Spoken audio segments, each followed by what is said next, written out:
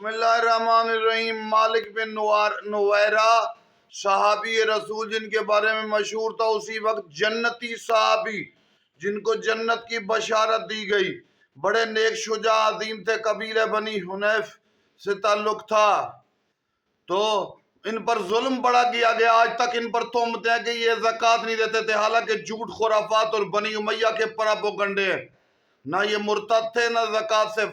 کیوں مرتد کہا گیا؟ کیوں کہا گیا یہ زکوٰۃ نہیں دیتے؟ چونکہ نبی کے بعد علی کو ووٹ دیا، کہا علی حق ہے، علی اول ہے، علی کے علاوہ کسی کو قبول نہیں کیا۔ مصطفیٰ کے بعد آ کے احتجاج کیا، کہا علی کا حق ہے، علی کو اول، خلافت، عظمت، کمال علی بلند ہے سب سے، علی کو سب سے افضل سمجھتے تھے، اس لیے مالک بن نویرہ پر ظلم کر کے جھوٹ بولا گیا۔ جب آفتاب جان ماتاب زمان امام زمانہ آئیں گے، ظالموں سے بدلہ لیں گے اور انصاف دیں گے۔